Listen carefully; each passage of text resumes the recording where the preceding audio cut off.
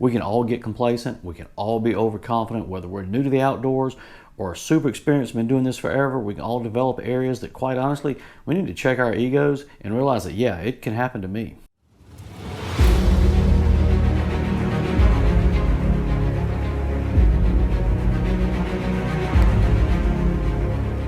Guys, the first one is full-on vanity. You do not need a change of clothes for every single day. Fresh socks, fresh undies, probably, sure, absolutely, bring them. If you look like you just fell out of an Abercrombie catalog every single day in a different outfit, you're carrying way too much stuff. This is not a fashion show. You do not need all of that stuff. You're out in the outdoors. It's going to be nasty. Just get used to it. Enjoy it. Embrace the grunginess of it all. Doesn't mean you don't want to stay clean yourself, your body, all that fun stuff, but keeping your clothes clean is just next to impossible. But if you're hauling around fresh clothes for every single day, you're just making this harder on yourself. You don't have to do that. We're all stinky. Just get over it. All of you young people out there, talking directly to you, trekking poles are not just for old people like myself. Trust me, give them a shot.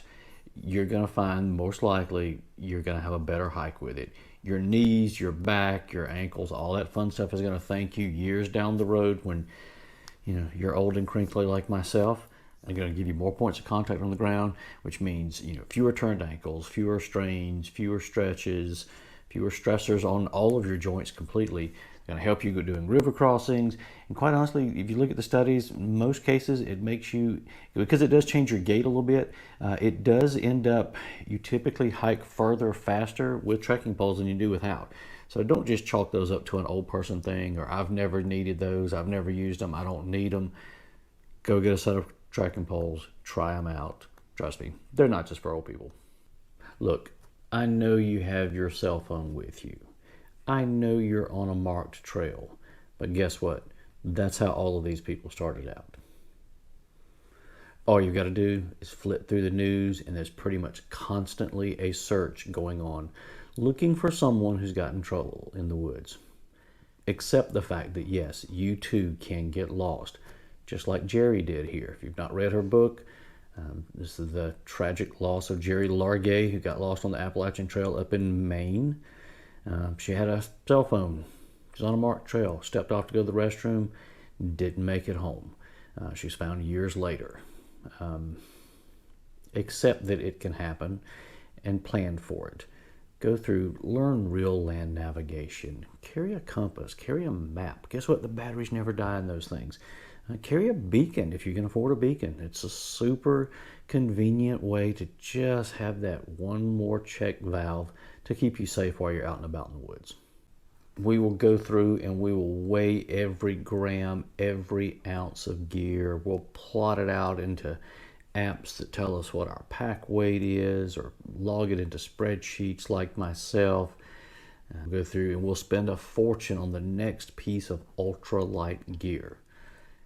Guys, sometimes it's a lot easier to lose a pound of our own body weight. Now, I'm not talking go full Christian Bale and get down to just a skeletal frame or anything like that. But go through, lose a few pounds before you set into this if you can. Or use this as an opportunity to lose a few pounds.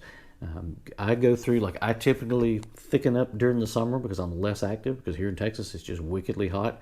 When I go into the hiking, backpacking season, I'll always tell myself at the end of the summer, I'm going to lose the weight of my pack before I start packing this fall. So right this minute, I'm going through and fasting and trying to lean myself back down. Right. Be mindful of how much stuff you're carrying. I want you carrying enough stuff, but don't carry too much. I understand that you may have ruck marched when you were in the Army and you carried an 80-pound pack. Guess what? If that was back in 1996 and this is your first outing, I understand you know how to do this.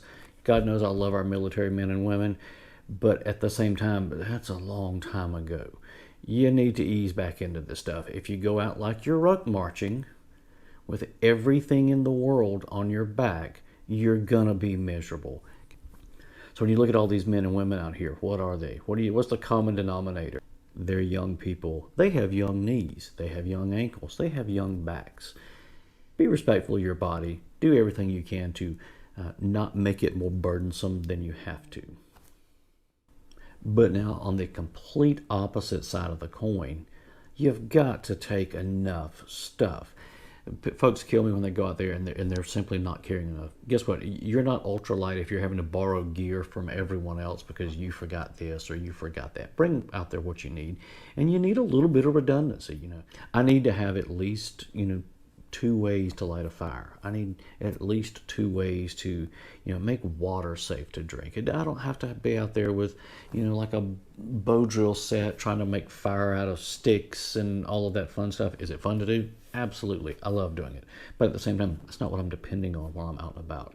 The area that probably concerns me the most is I see a ton of people with like no first aid whatsoever. If your first aid kit is 2 inches of moleskin and 3 ibuprofen, that's not really a first aid kit. You need at least something to control some bleeding if something happens and you slip and get a relatively severe puncture, or just the basic blocking and tackling. Do you slip, fall, turn your ankle, break an ankle, even worse, and have to hobble yourself out of the woods? You need at least enough stuff, especially if you're out there soloing, to take care of yourself. Going along with the notion of carrying too much, at the same time, especially if you're newer, do not plan on walking tons of miles. Don't plan to walk too far too quickly right out the gate. You sort of have to get your trail legs on you and sort of build up to it. Plan smaller chunks and then build your way up to those 10, 15, 20, 25 mile days. It's great to be optimistic and ambitious. Just don't do it carelessly. So we all love going out and about, and we love experiencing nature, but kind of the recurring theme with all of this is just keep in mind, experience and know-how are always going to trump gear. You need the right gear along with you to augment and complement the skill set that you have with you. So go out there, enjoy the outdoors, make it home safely so that you can return and do it all over again. Okay, thanks for sticking around to the end of the video. If you liked it, give it a thumbs up, throw a comment in there, subscribe if you haven't. If you hate it, tell me you hated it. If you think it sucked, tell me that you think it sucked. Perfectly fine to hear that. But at the same time, my goal with this channel is for people to be able to go out, enjoy the outdoors, and do it in a safe manner. And that's really the full goal for this. And so if you picked up a nugget here or there that helps you do that, then I'm going to call this one a win. If one person picked up a nugget out here that's going to help them going forward, I feel like I've done my job today. You guys definitely be safe out there on the trail. And if you're out there on the trail right this minute, just remember, as always, left foot, right foot, repeat. We'll see you soon.